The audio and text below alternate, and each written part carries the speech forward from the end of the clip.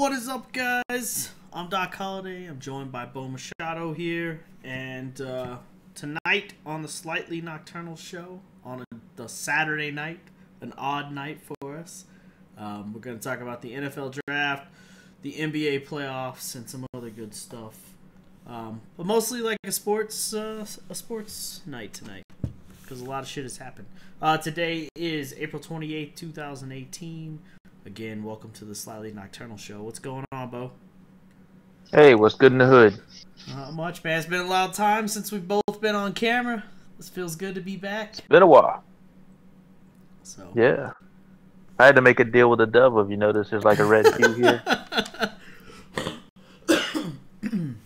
Only way to make a Saturday night happen. Oh yeah. Well, we appreciate the females in our lives letting us do this. So. Right.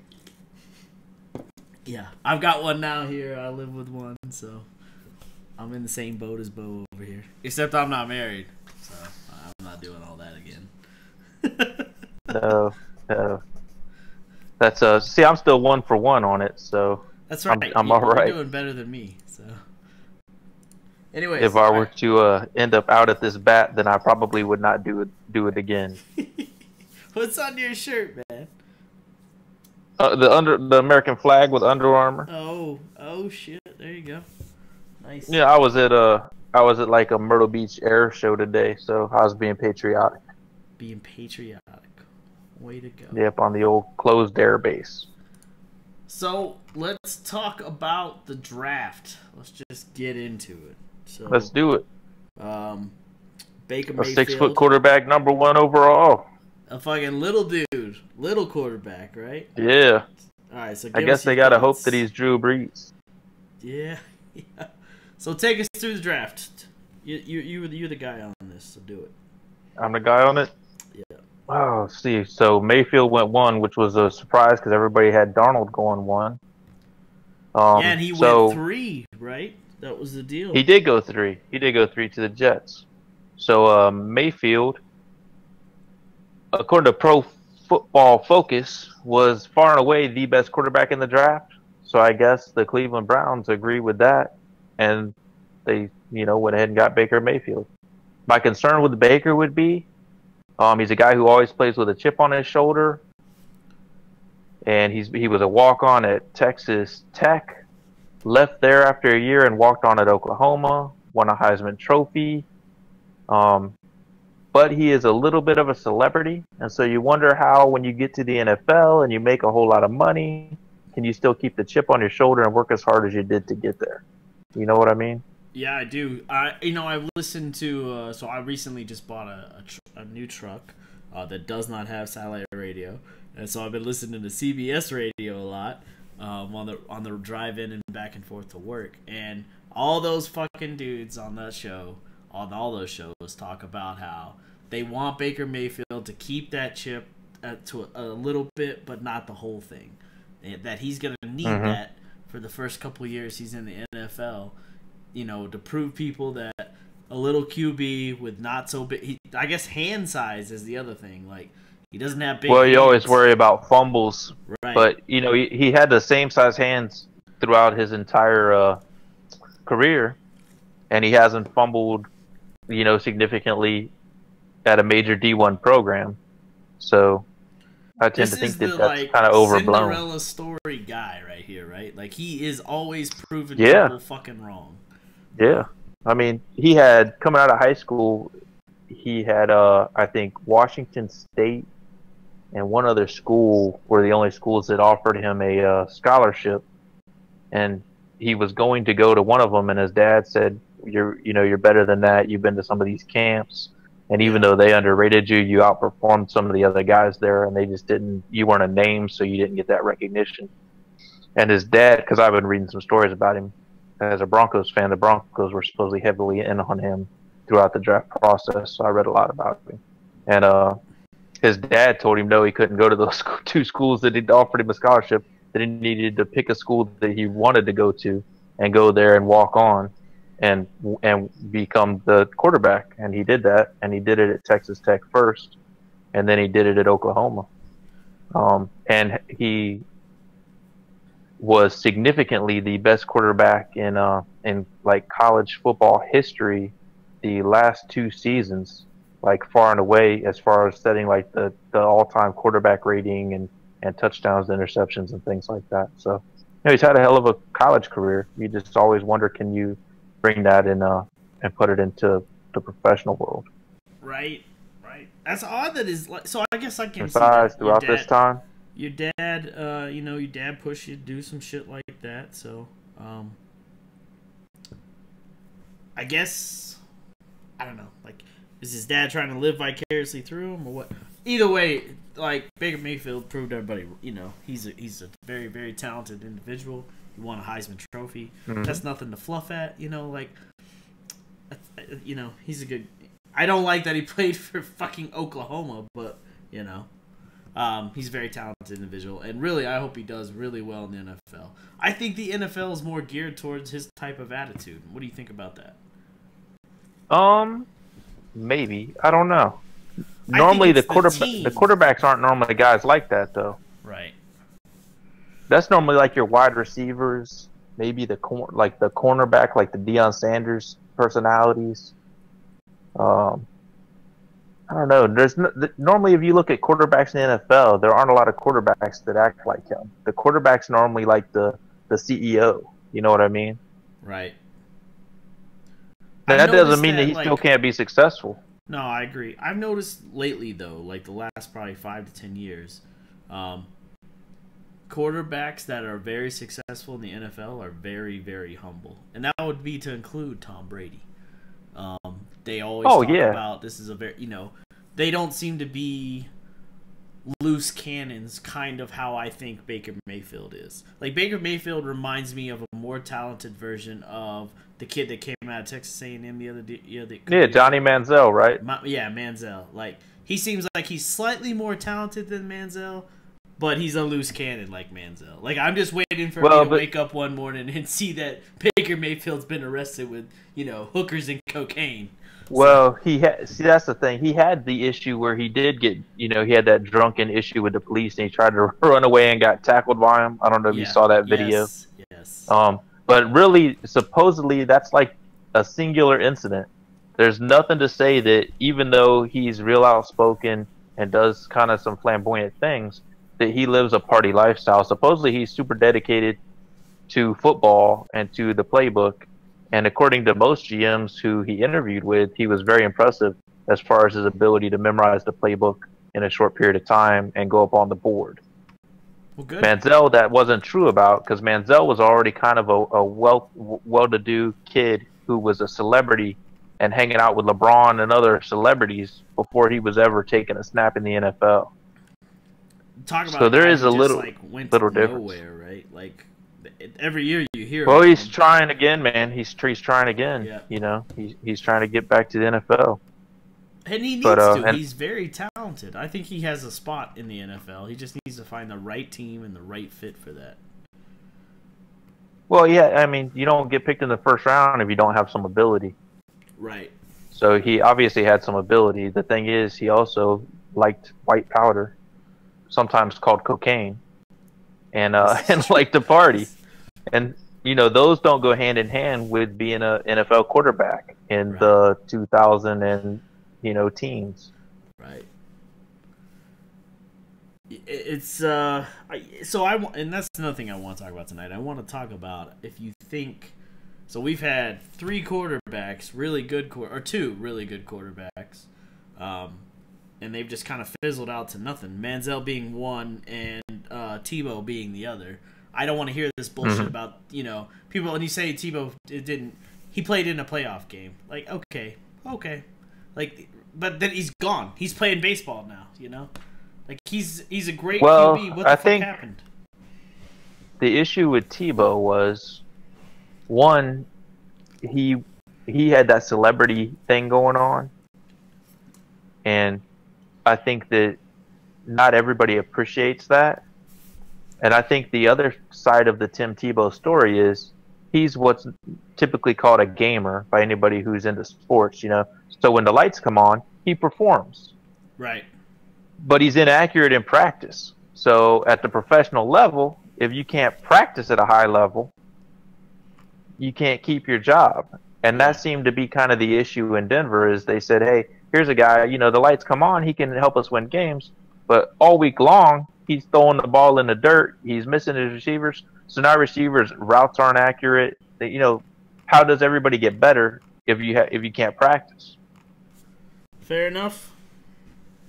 So my take on him was, even though he was a driven guy, he just, unless the lights were on, for whatever reason, he wasn't quite as attuned. And then Manziel was just, it was partying, I think. I think he was a celebrity too soon. Yeah, just too much too soon. I agree. So. But you're right.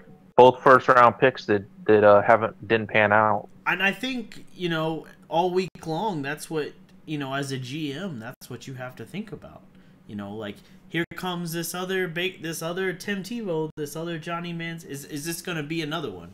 Are we going to spend a shitload of money in our first-round pick on somebody that fizzles out before the fucking season starts, or, you know, is not part of our franchise?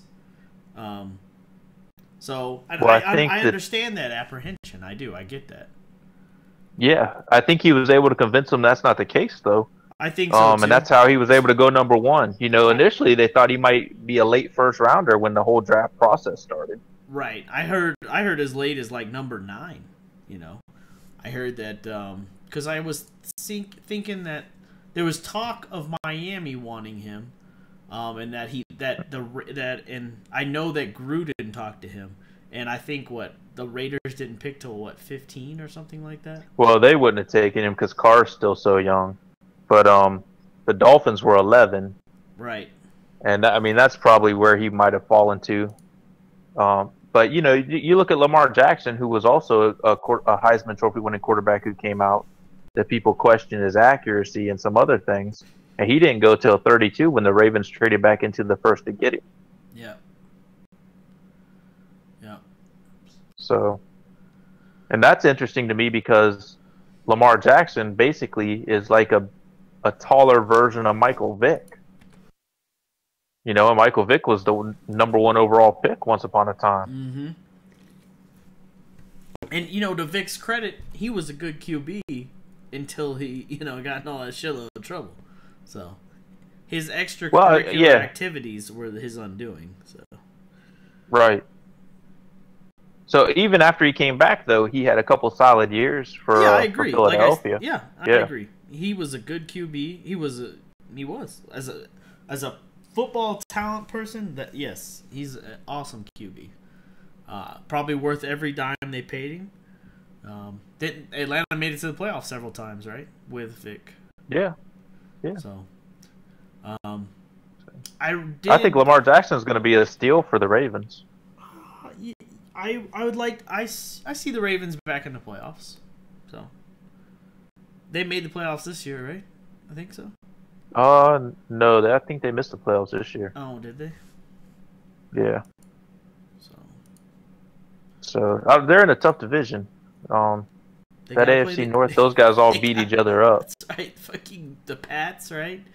Well, they're with the Ravens, the Steelers, the Browns, who have been awful, but I think they had a decent draft, so they may turn it around. And then the Bengals. So I would almost be willing to hazard a guess that the Browns will jump the Bengals as the 3rd best team, and the Bengals will fall to 4th, and the Steelers and Ravens will be 1-2 in that division. So the Browns, they got Baker, and then the Bengals got Ward, right?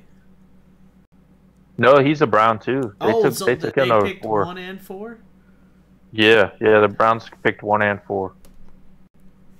So I never understand the drafts. Like, as far as how does that go about? How do you get to be the number 1 pick? Like, how do you, as a team, is it being the worst for them? Team? Yeah, that's exactly how the NFL does it. Is the team with the worst record picks first, and then it goes next worst record. If teams have the same record, there's a tiebreaker, who won head-to-head or who had the better in-conference record. Those kind of things all break ties. But yeah, the shittier you are, the higher you pick, so that hopefully you won't be shitty anymore. So Because the NFL wants parity. They want people to all have an opportunity to make the playoffs because they want everybody's fan base to be interested. Right. So my next question is going to be, what are the odds of teams purposely losing games all year long because it's a building year? So next year we can pick first in the draft because we know somebody like Baker Mayfield is coming in the draft. Right. What are the odds of that? That's the argument that the NBA uses. I think that I've heard that's been teams have been accused of that before, right? Well, rest in starters and things like that, sure. I mean, it honestly, if you know you're not going to make the playoffs, it makes sense to tank. Having said that, if you're an NFL player who's playing for your own contracts, it makes sense to put good games on film. So while the team may want to tank, the individual player who's his own independent business, right, should always want to put good games on film. So I think it's hard to convince players to tank on purpose because they're always playing for their next contract. Yeah. So, but that's the argument the NBA uses to have their lottery system. The reason the NBA doesn't just award the worst team the first pick is because they were afraid. I think somebody had tanked just to get high picks, and so they instituted a lottery ball system. So theirs is everybody draws for the draft. You draw. It's all by chance who goes first. The NBA? NBA. Is that how that works? Like I think all the non-playoff teams get a ball in a lottery thing, and like the worse you are, the more lottery balls you get, so the better chance you have to get a high pick. Okay. But yeah, I mean they go every non-playoff team is basically in the lottery ball system, and then a machine pops a ball out, and that's the team that picks where. You would think, and then the playoff teams just pick an order. Like, I would just think it would be like the better you are. I don't know. Maybe that's how you get teams like the Patriots, where you just year after year after year after year, you're just you're always winning because you're always getting the best of the best. Well, the Patriots do it because they're good evaluators and they draft people that fit specific parts of what they do. You know what I mean? Because the Patriots always are picking in the late 30s for the most part, and they still put together a talented roster. I think that's due to coaching and scheme. And I think Belichick drafts guys and just has them do what they're good at and capable of, and doesn't have them play outside their own box. I think, though, so just staying in the NFL, I think this is maybe... I think this is the beginning of the end of the dynasty for the Pats. I think, Brady confirmed the other day that he's going to play again. I don't think by any means that he's going to suck, just all of a sudden suck. But I think this is the beginning of the end for the Pats. I think you'll slowly start to see them not be the number one contender anymore. So, and I think that's a 41. Good thing for the NFL. So. Yeah. Well, there's cracks in the foundation. For the first time ever, there have been, leaks about who they wanted to draft. There's been discontent. Tom Brady and Gronkowski aren't reporting to voluntary workouts. Belichick kicked Brady's private health specialist out of the facility. There have been some issues that didn't used to exist. Right. And somehow they swayed Josh McDaniels to turn down the Indianapolis Colts head coaching job that he had accepted, which is like a total no-no, because now how's the dude ever going to get another head coaching job unless the Patriots basically promised him that job within the next couple of years?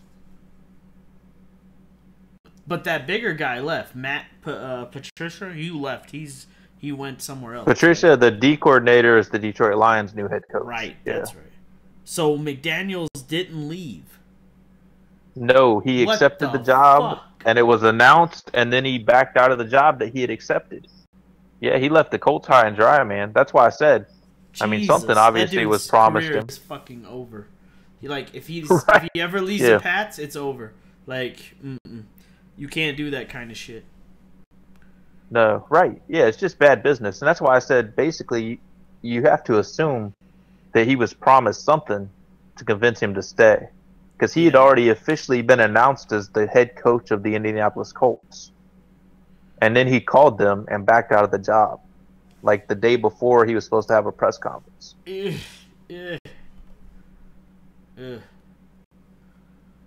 That's bad business. Yeah, that's not good. What do you think about the Pats trading Jimmy Garoppolo to Frisco for a pick? Well, I thought they were idiots to only get a single second rounder for him. Right. Which also seems like a non-Belichick move. And we were talking about those cracks in the foundation. I feel like that was a move that was done kind of outside the scope of Belichick. Yeah. You think it was done without Belichick? Yeah, I think. Yeah, based on Belichick's history, Belichick will be more likely to let Tom Brady go than to get rid of like a 25-year-old stud quarterback for just a single second-round pick. Right? Like, I think he's good. Yeah. He's fucking really good. Well, the 49ers had one. They were 1-10, and he won 5 straight starts on a team that was 1-10. Right. So he ain't bad, you know. Yeah, he threw for over 1,500 yards. He had a 96.2 rating. Yeah, good. I mean, he looked awful good. Your first year, you know. Mm-hmm. I think he played. I think it was the second year. He played the whole year with the Pats the first year. So yeah, that's Brady's backup. Well, I think it might have been his. I think it's his 4th year in the league, but he's never been a starter because he's been behind Brady. Right. I mean, and then that's a tough fucking what do you do? You know, you're behind like the greatest quarterback playing football right now, besides the the Manning brothers. But yeah, he had those couple starts when Brady was suspended for the deflate gate. Yep. Yeah. And I think he hurt his shoulder after 2 starts. Yeah, they were 2-0, I believe, when he started.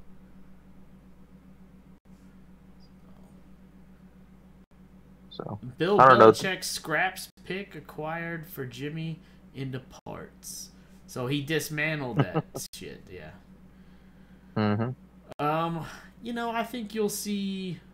Like I said, I think it's the beginning of I don't want to say the end, but I think the beginning of the end of the dynasty. You know, is Rob Gronkowski gonna play 2 more years or 3 more years? He's older. You know, he's beat the fuck up. Well, he's still actually young. He's just beat up because I think Gronkowski's only like 27. You know, there was rumors that he was gonna retire. And now he's not showing up to workouts, you know? Him and Brady both. Right. Well, there's and part of the rumors about that are that the reason he's not coming is the same reason Brady's not coming, because he's on like the Brady health care deal with Brady's specialists, and the rumors that swirl around are that Belichick didn't want that dude in camp anymore, and now Gronkowski's doing the diet and the weight routine and all that stuff. And he's not been as healthy or as powerful a player since he went on the Tom Brady, whatever it is, the TB12 diet or whatever the fuck it is. Right. But yeah, so there's a lot of discord. Basically, the 2 Patriot stars and Belichick. At least that's what the rumors swirling say. If they win 13, 14 games, then everybody will be like, "Oh, they're still the Patriots." Yep. And I think you'll see. And they took. I mean, they drafted Sony Michel in the first round. I mean, he's a stud running back out of Georgia. So. Right. And I think you'll see them win. I say they win 12 games easily. So. Oh yeah, I think as long as Tom Brady's healthy, they're going to win 12 games. Yeah, I say they win 12 games. But I also think my Cowboys are going to win 12 games this year too. So. I don't know. I'd have to look at a schedule to see that. I can't promise that. I look at the Patriots and I say the Bills are rebuilding, the Dolphins, they're middling, and the who else is in the East? And the Jets are rebuilding. So basically, they're in a like division with the expansion teams. They're gonna win. Yeah. there's basically 5 wins. Let's say they lose in Miami because they tend to have a real tough time in Miami. Yeah. So there's 5. That's 5-1 in their division. So chances are they're winning 11 or 12 games just because they're going to be that dominant against their own division. All right, so we've talked about Mayfield. Let's move on to Barkley and Darnold.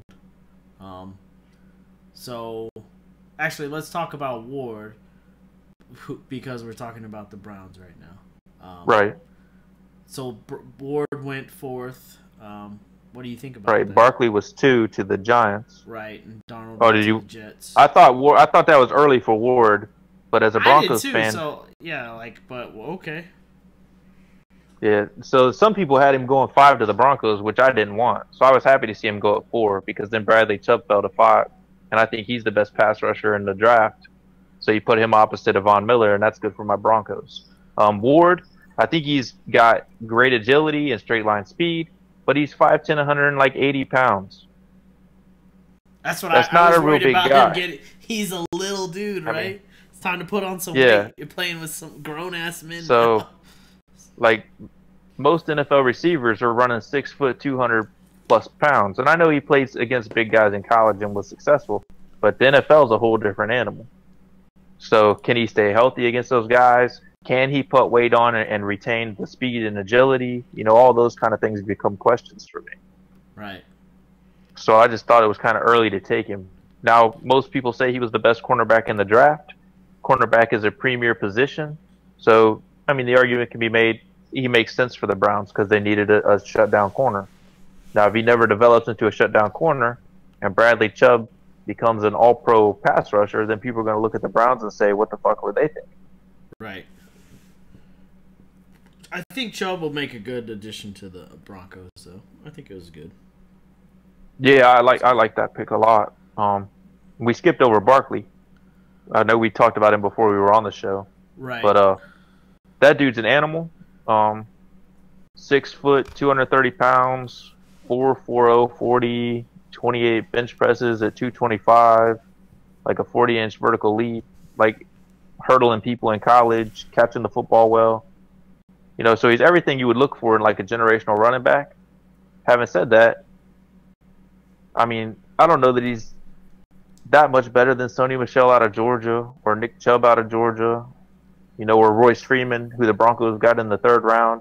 Like, right. He's better than them, but is he that much better? Or, with the number 2 pick, do you take Eli Manning's successor? Or do you take Bradley Chubb to replace Pierre Paul, who they traded away? Like, to me, the Giants kind of took a player who is a stud player, don't get me wrong, but a player that there were other players of similar talent at that position. When you look at, why was the reasoning behind picking that guy?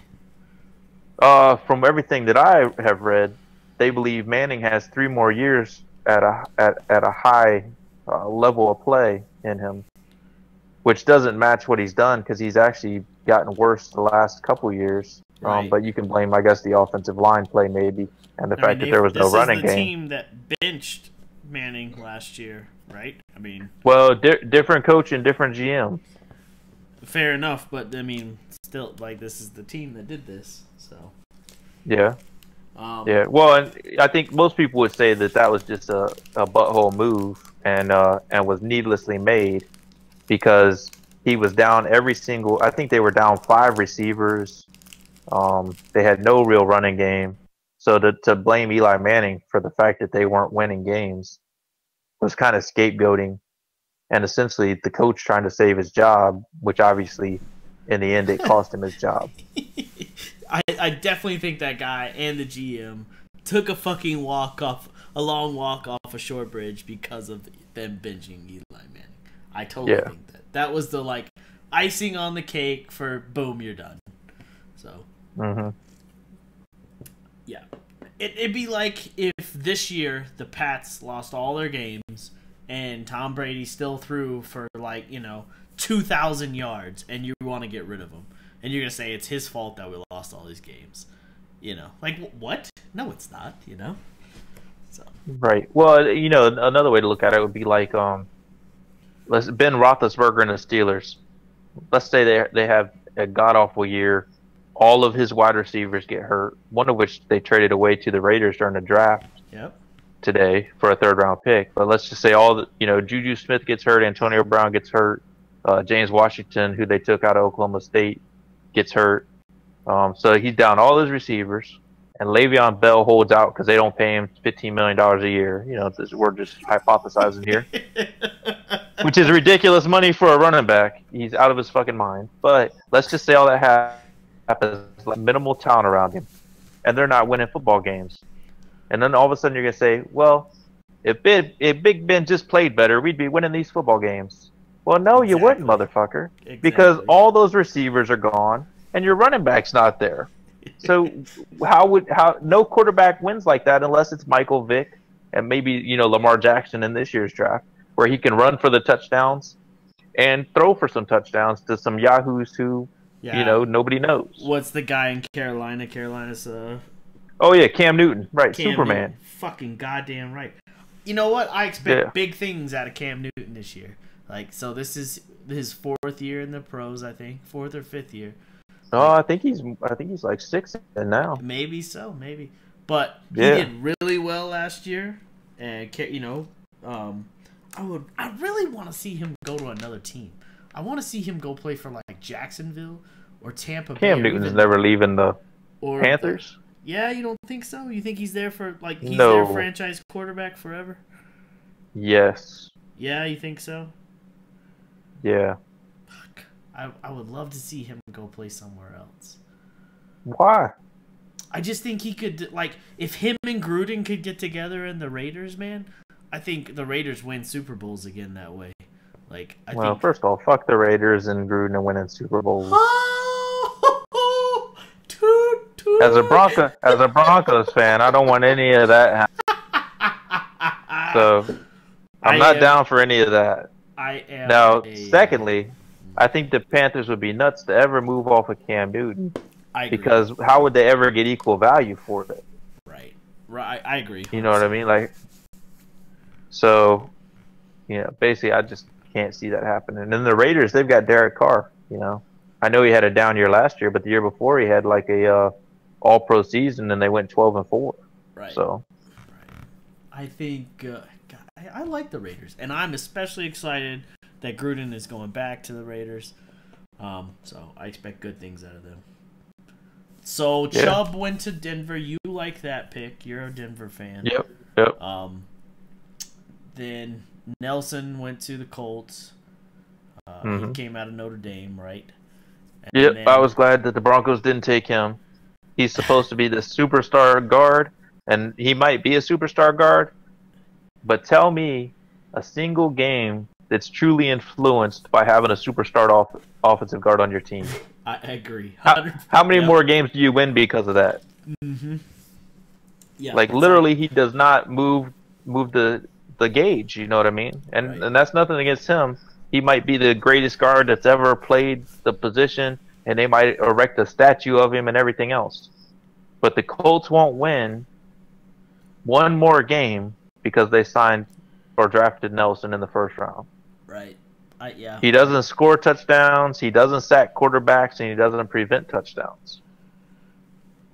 I think that pick, a first round number 6 pick, could have been spent better in other places. But, I'm not in charge of that team. So. No, I agree. To me, you need to move the dial player when you're picking in the top 10. Yeah, I think there was, how do you put this?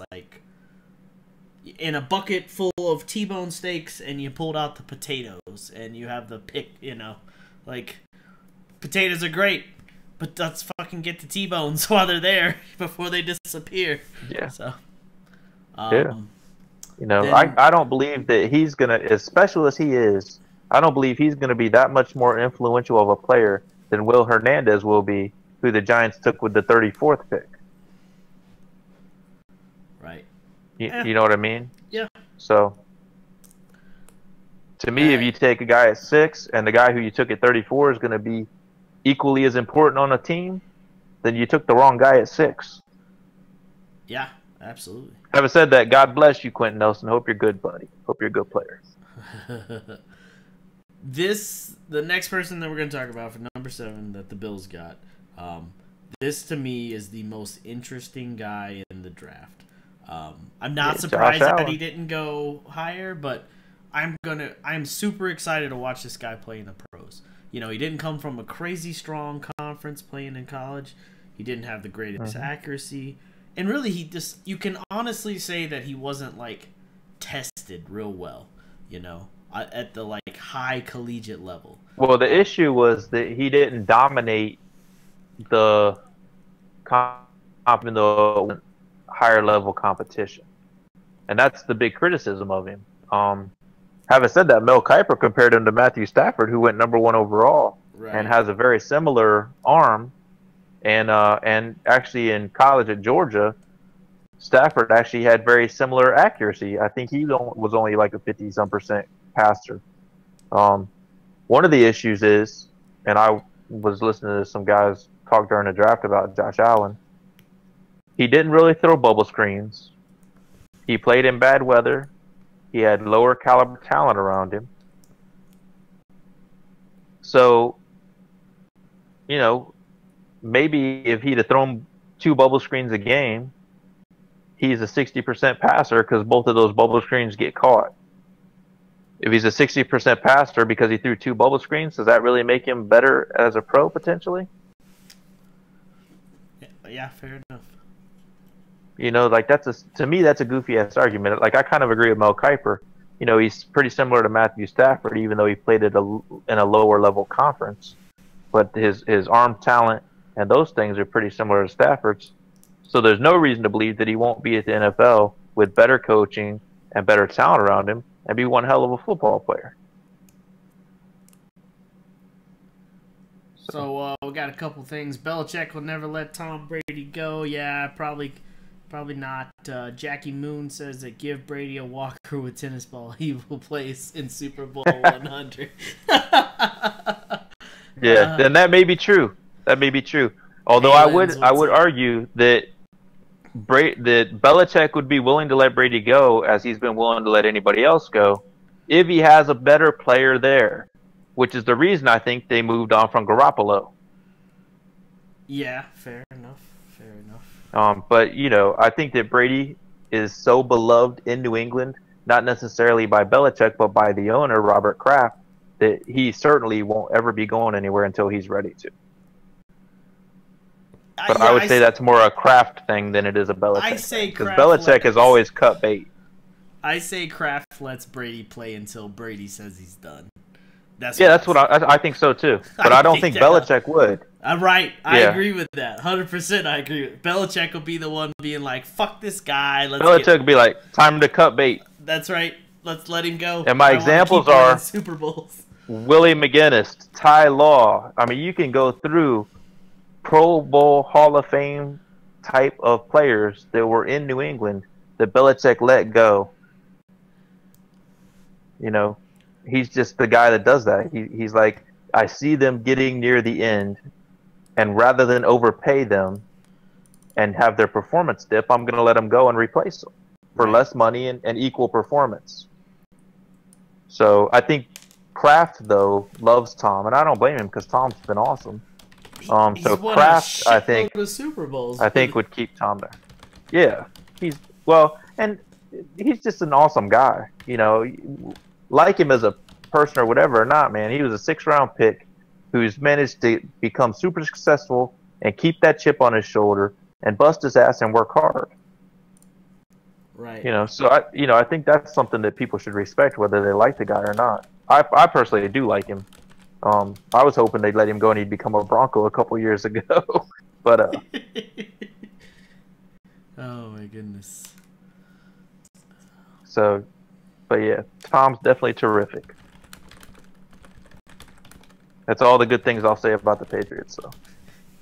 Well, Lord of mercy, like if you don't like the Pats, you don't like the Raiders, you're like a diehard fucking Denver. Well, it's not about not liking them. I just don't like. I mean, I like my team. You know, I respect the Patriots immensely. Like if I were to be a guy who was going to own an NFL franchise, that's the franchise I would want mine to look like. You know what I mean? Right, right. I think Tom Brady is arguably the greatest quarterback in NFL history. Oh no, let's not get carried away. I said arguably. No, I don't have nothing to argue. I think a case can be made for it. A case can be made for it. Right. Yeah, okay. That's what I'm saying. Okay. So, having said that, I'm a fan of the Patriots as far as, I don't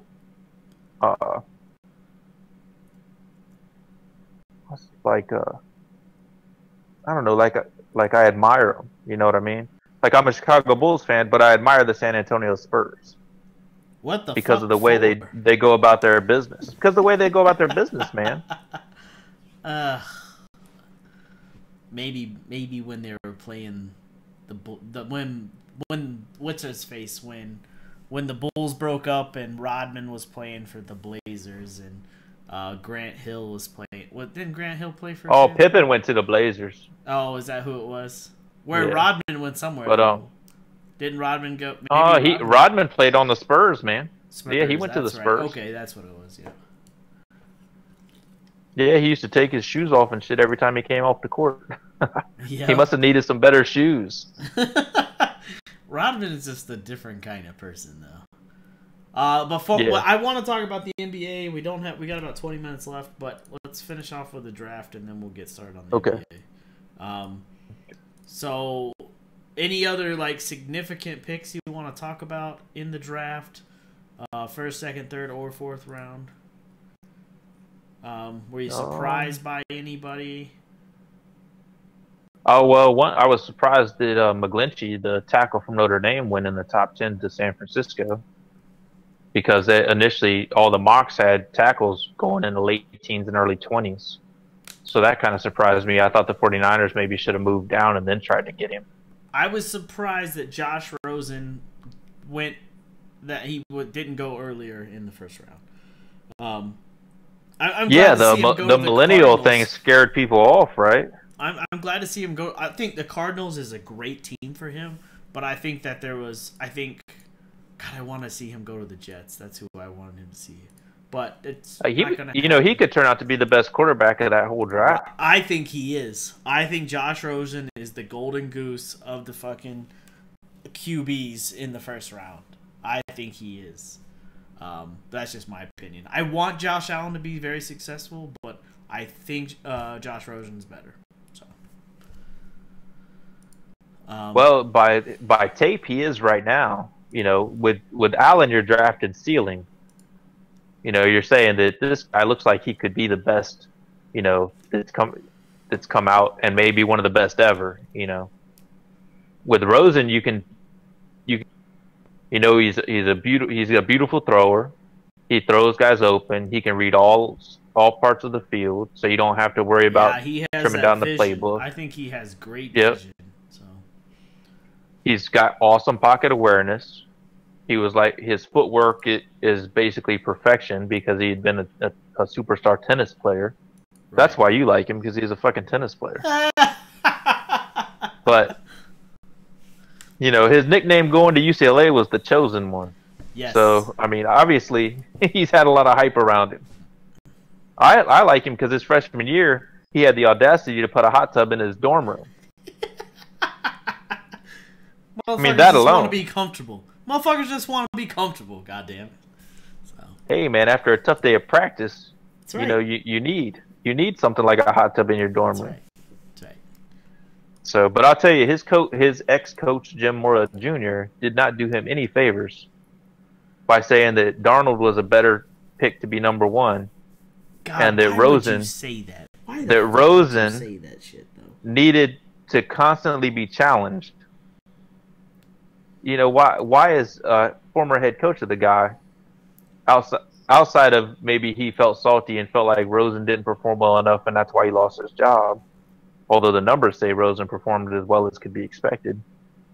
Right. But to me, the reason he fell like he fell were the comments that Jim Mora Jr., who has been an NFL head coach, was, as a matter of fact, we talked about earlier about Michael Vick. He was one of Michael Vick's former head coaches. Right. So the fact that he would make those kind of comments about him, I think, helped sink his stock. Because there were already kind of questions about his durability.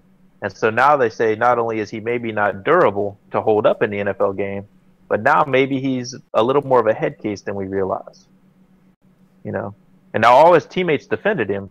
But to me, when a head coach who is known to NFL people comes out and says that, you know, that's pretty damning. It is. But I think Arizona will be happy with him. I think he's going to be a good pro. He's got a really quick release. He's got a really nice arm, great footwork, good pocket awareness, and you know, can read all different sides of the field. So you don't have to worry about him. All right. So, real quick, let's just finish up with NFL. Any other big picks you want to talk about? Trying to just think.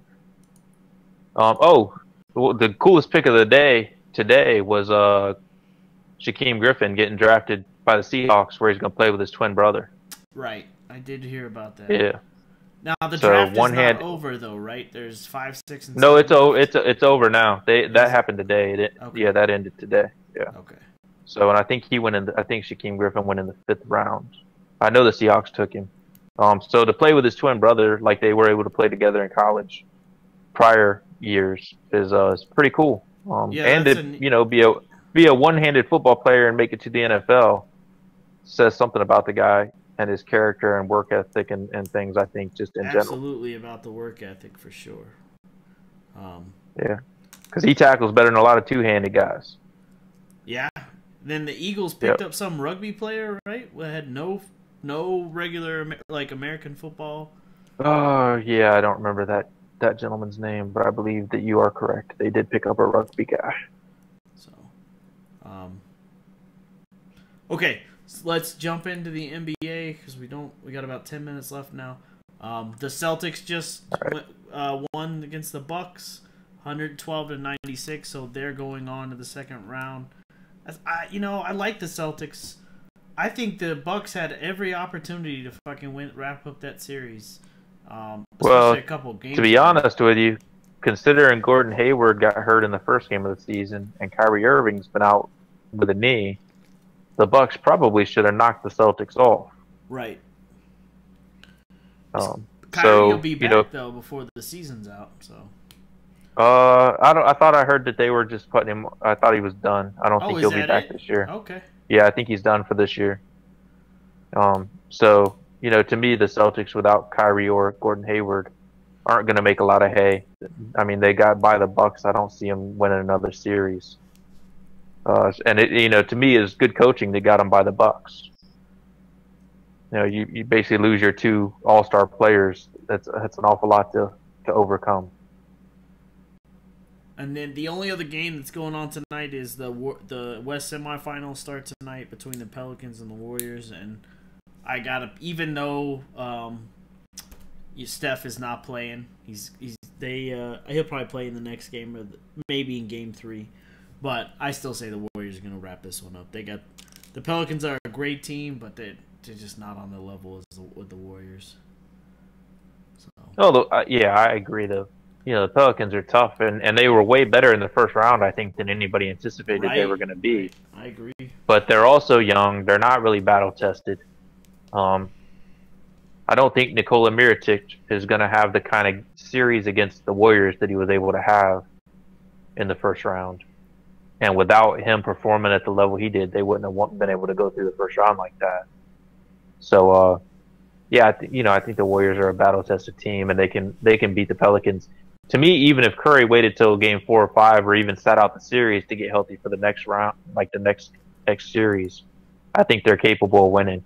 I mean, Kevin Durant, Klay Thompson, and Draymond Green, with the rest of their team, should be capable of being able to knock off the Pelicans. I agree. And then tomorrow is I'm going to watch every fucking minute of this game because I want to see my Pacers knock off the fucking Cleveland Cavaliers. I don't think it'll happen, but it would be like the greatest fucking thing ever. I am not. I am, as everybody knows, I'm not a huge LeBron fan. I think he's a little overrated. I think he's a great player, but First off, that's un-American. I mean, okay. You can't say he's overrated. I think he is. I think he's overrated. Oh my God. He's a great player. Don't get me wrong. I think he's a great player, but he's fucking overrated. How is he overrated? Because he just, people want to compare him to Jordan and that he's better than Jordan, and I don't think so. You know. Well, they're different players, so I would agree he's not better than Jordan. But I'm a Bulls fan. But I think they're just different players. I think he can do things that Jordan could not do because he's 6'8", 250 pounds. I think that so. I'll just say this about that. I think that the NBA during the Bulls era and when Reggie Miller played for the Pacers is different than the NBA is today. And I think that's just an evolution of sports. Just how I think if you took like the 70s fucking Steelers and played them against the Steelers today, the people would go to the hospital. So no, I'm not arguing that. You know, I think that speaks to the greatness of Allen Iverson, even though we weren't really talking about him, because Allen Iverson was like 6 foot, 178 pounds or something, and he went through a physical NBA, took a beating, and was still a superstar. If you were to put him in the lack of hand checking, no contact NBA of today, I mean, he'd probably average 50 points a game. Yeah. Do you think they call more now than they used to, or you think that it's more lack? I think they call. I think they're way more stringent now than they used to be, because I think the NBA. Oh yeah, they don't let them hand check or do any of those things now. I think the NBA they don't let way more dirty than it is now. So anybody who thinks that that's untrue, I would advise them to go back and watch the late '80s Detroit Pistons and Chicago Bulls games, where like the Pistons would clothesline and concuss Scottie Pippen. Right. You know, like crazy shit would happen, and those dudes, they might get like a foul called on them or a technical, but they'd be right there in the next game, like they weren't suspended or nothing. Yeah. You know, now if somebody were to clothesline somebody purposely and concuss them, yeah, they'd be missing time. They might even be out the whole series. So yeah, I think the league has definitely cleaned a lot of that physical play up. I mean, you can go back and look at the New York Knicks too of the early to mid '90s. They basically, when the Pistons stopped being kind of the bad boys, the Knicks kind of took that role over. They were the thuggish, ruggish bone for a minute, man. Yep, I agree. So let's before we run out of time, if the Cavs by some miracle lose to the Pacers, does LeBron stay put or does he take off? I mean, because I've heard lots of things. That's the ultimate question, right? Right. Because this will be the first time LeBron that he hasn't gone to the finals. Like, this is like his deal. And arguably, I say this is the worst team that LeBron's ever been on this year. Like, I think this year, the team that he's on right now, this is the worst team that he's ever been on. Maybe not his first year, but like when he first came into the league. Yeah, but I mean, he took like a not very talented Cavs team to the finals when he was very young. Right. So that's what I think he's got. I think he's on the worst team that he's been on ever. You know, with this mix, because Caleb is not fucking making. He's not doing what he needs to do. The only other guy. Well, that's the issue. He doesn't have a good number 2 and number 3. He just does not have that right now. So. Well, yeah, he doesn't even have a solid number 2 to lean on. I mean, there's really nobody to consistently defer the ball to. And we were talking about LeBron not being Michael. That's the main difference between LeBron and Michael. Michael was a scorer. LeBron is actually a distributor. LeBron is much more like a more athletic version of Magic Johnson. And that's take nothing against Magic, who actually played all 5 positions on the court in a game at one point in his career. Right. But LeBron is athletic to a different level and big to a different level. But to me, his game is a lot more similar to a Magic Johnson game because he's actually looking to involve other people all game long. Jordan was just looking to, to kill people, to go to the basket and posterize you. Jimmy G.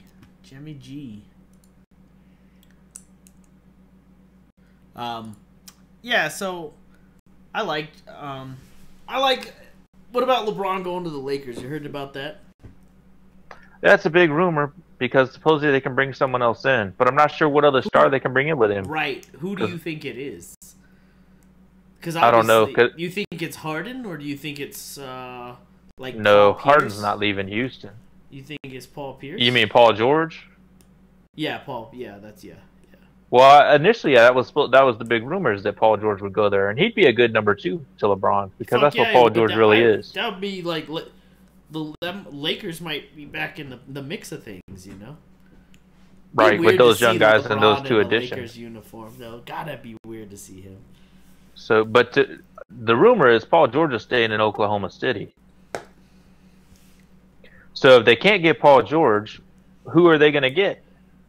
Maybe Damian Lillard? Do they go back after Kyrie? No, I don't think he'd be one to play with LeBron again. If I was anybody who was trying to get LeBron, and I would make sure LeBron liked Damian Lillard, but I would go after a trade with the Trailblazers to try to bring Lillard there and put him with LeBron. What do you think the deal is between him and D Wade? Why can't they play ball together? You know, you mean him and Kyrie? Huh? Him and Kyrie or him and Wade? LeBron and Wade. You know, Wade's just gotten old, man. I don't think there's any real problem with them. They're best buddies. Yeah, you think so? I've heard that they're not. So that's why I ask. Oh, I don't know. I think they're still friends, man. They're just Dwayne Wade's game is just an old man's game now. It is. So right? He didn't. And that's crazy to think about. Oh, yeah. Right? Like that's fucking crazy, bro. Right? He's not young. You know, Yeah. So LeBron needs young guys around him. You know, Dwayne Wade's, and it's mostly because he's had a history of knee injuries, so his knees just don't hold up now. Because in spurts he still can be an animal, but right. yeah, LeBron needs the Dwayne Wade that he had when he was in Miami, and Dwayne just can't be that guy anymore for a game. I mean, he could be that guy for a quarter, but LeBron needs him for 4 quarters. So if there are hard feelings, my guess would be it's about that. Yeah, LeBron needs a good number 2, and he really needs a number 2 and a number 3. You know, the number 2 to pick up where if he needs to sit down, and the number 3 to pick up for the number 2 to lean on when LeBron. Well, he really just needs a number 2 with consistent performers around him that he could count on. The same way Jordan needed Pippen, and then just needed everybody else to play their role. That's all LeBron would need. The problem is, the Warriors hit that sweet spot with salary cap and contracts, so the Warriors were able to create an all-star team. Yeah, so everybody's playing at a disadvantage because the Warriors basically are an all-star team. I think so the reason people say LeBron needs those other people is because the Warriors have all the guys they have. I heard this. They talk. You know, people are talking about him and Steph playing together. That's not gonna happen. Like, the only way that happens is if LeBron is still playing ball when Steph is like LeBron's age now. You know, that's the only way that fucking happens. Right, like Kareem Abdul-Jabbar, where he's still playing at like 40 at a high level. Right, like that's the only way you see that happen. Like LeBron's not going to the Warriors. Somebody's saying that right now. That's not happening. LeBron is not coming to the Warriors. To me, LeBron's too competitive of a guy to do that. I think he wants to beat the Warriors. Like, I don't think he wants to join them. Right. I agree. So, that's about all the time we got. I like the Cavs to win tomorrow, but I want the Pacers to win. And then the West semifinals kick off tomorrow as well. The Jazz and the Rockets. James Harden is a great player, but the Jazz are a dirty fucking team. They are gonna play hard as fuck for all 4 quarters. So that's just how they. The Rockets are gonna win that series. I don't know if it'll be 4-1 or 4-2, but the Rockets will win that series. I agree that they'll. I like them to win too, but it will not come easy. So the Jazz are a hard team. So. Yeah. What else before we get out of here? I don't know. That's the only big thing. You want to talk about Kanye and Trump, didn't you? I do, but we really don't have. We've got to get off here. So. Okay. I got to get going. Next Thursday, we're gonna try to do it again. So, we will see what we can do about that. Yeah, I'm in the process of packing and moving and whatnot. So, That's right. We'll see. We'll see how that goes. Yeah. All right. Well, good show. Thanks for being on, man. I appreciate it. Yeah, man. We will. Hope folks enjoyed it. Yeah, hope you guys enjoyed it. We will have a show next week sometime, even if Bo can't make it. We have got a couple guests lined up. I don't really want to drop any names right now because I don't know the order and I don't know when. If you missed it last week, we had on Modest Pelican Gaming. Awesome guy, funny guy, so go back and watch that. And then, of course, tell your friends, tell your folks. Yeah, he just moved. He's moving in. Bo's moving in town. He's not moving away. He's just moving house. Oh, yeah, I'm moving local. Yeah. The place that I've been renting is being sold, and I was not in a buying mood, which meant I had to be in a moving mood. So. Both of them. Yeah, I hear you. Anyways, guys, think for your motherfucking self and question everything, and we will see you next week. Yep.